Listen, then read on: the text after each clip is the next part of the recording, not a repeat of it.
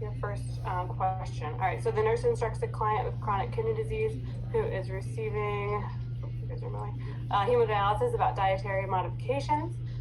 The nurse determines that the client understands these dietary modifications if the client selects which of the items. All right, guys, so what would we select? This is going to be like something that you might see. Number one, okay, any ideas on why? Number one is correct. Why? It's about the fibers. Not about the fiber. It would be on a renal diet. Right, so what does a renal diet consist of?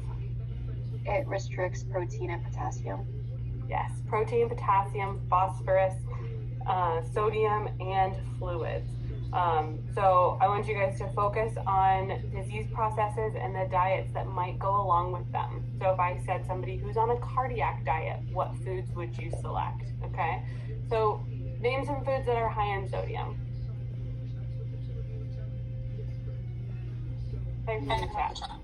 Deli meat, bacon, yes, canned food, chips, sodas, okay, potassium, bananas. So we're probably not going to ask you bananas because everybody knows bananas, right? Apricots, avocados, broccoli, potatoes is a big one, and tomatoes, okay? Calcium, dairy, yep. So any kind of dairy would be high in calcium. And then phosphorus, dairy as well. Nuts, soda, and some whole grains. Good, guys. Here is our next question. Determining fluid balance, the nurse observes intake and output. The nurse understands output may not equal intake because insensible loss. Insensible loss includes all of the following. Any ideas?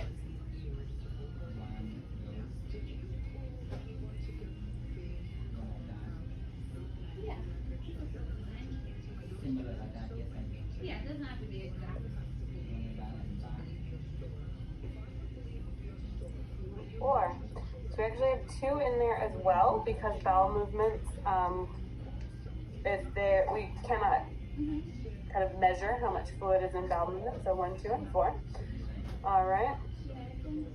Urine not caught in the bedpan and fluid contained in a suction canister from NG should be accounted for in documentation. Very good. All right, nurse is setting a sterile field in preparation for addressing change. Sterile field has been broken. I'm going to check that on my way. Sterile field has been broken when any of the following occur. Select all that apply.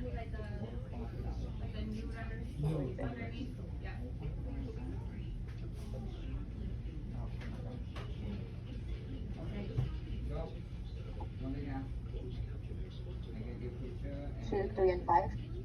Okay, 3 and 5.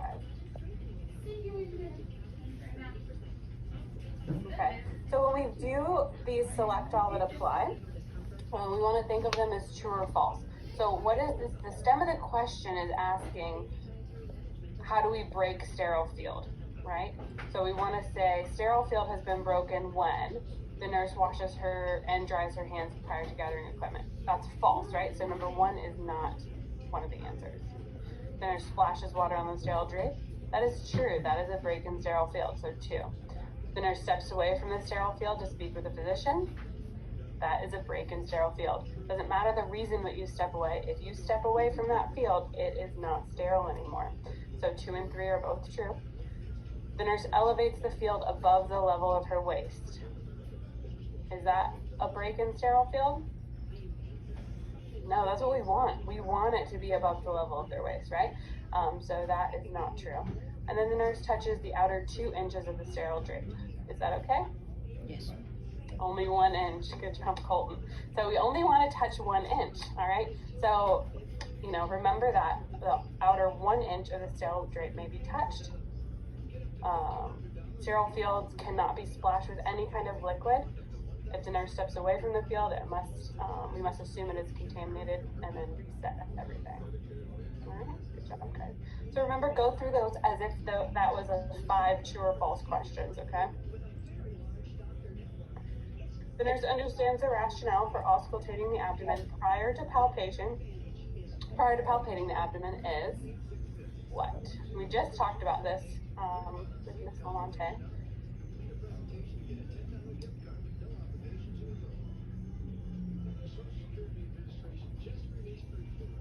Two, excellent. Yes.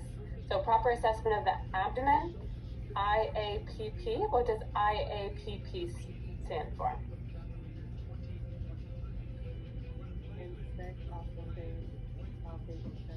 Yes. Okay. And it's actually percuss then palpate.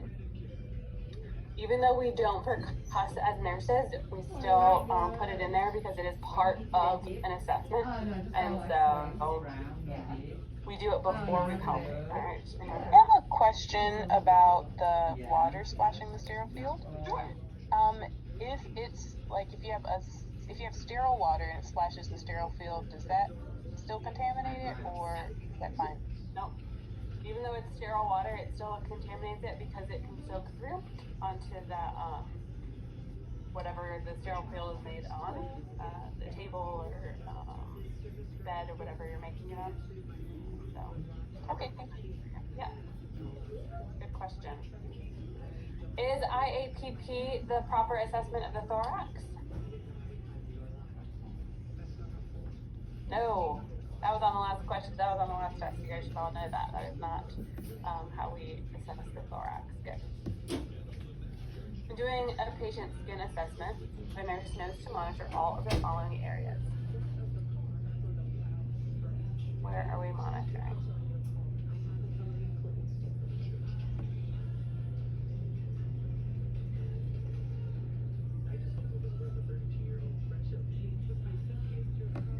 I tricked a few of you with number 2. We absolutely want to look under their special garments and protective wear.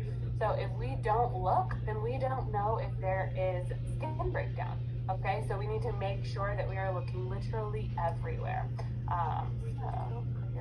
So all of them should be monitored at least every shift. Some patients need to be monitored more frequently. And then how would you know if that area has decreased sensation? You would ask them. You would ask them, or you would test, yeah. So you would actually put your finger on their foot and say, do you feel, you know, that soft and sharp pain reception that we talked about when we did neuro? So you would actually touch them and say, is this sharp? Is this dull? Is this soft? Is this hard? To get to know if they have those sensations. And then what patients are at the highest risk for skin breakdown? Limited mobility, decreased sensation, cardiovascular. Who wrote that? You are good. Your name went away too fast. Immunocompromised, obese. Yes, obesity puts you at higher risk because we're assuming that people who are obese are also limited in another way, whether they have diabetes or something else.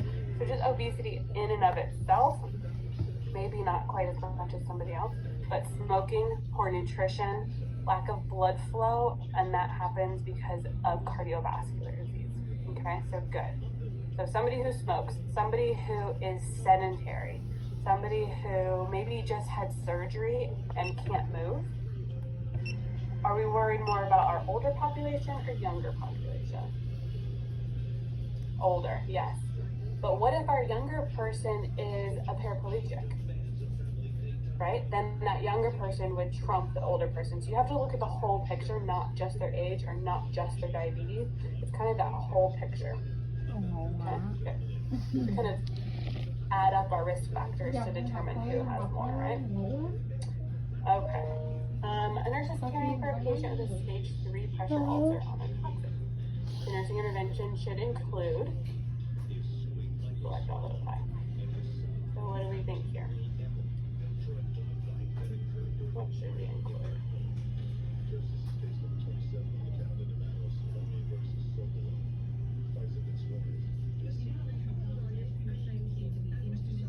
Four, 5, 2, 3, 4. 2, 3, 4.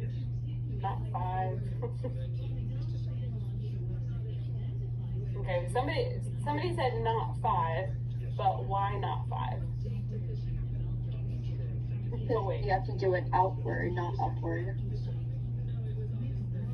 Okay. Clean the inside.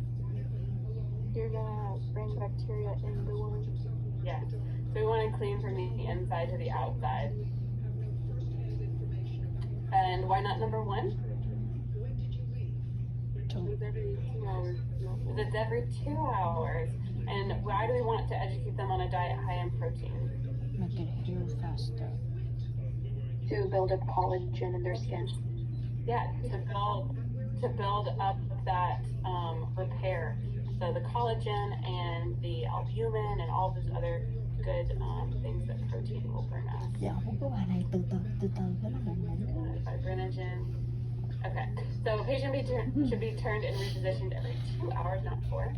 A diet high in protein will aid in healing. Dressing should be changed when soiled and for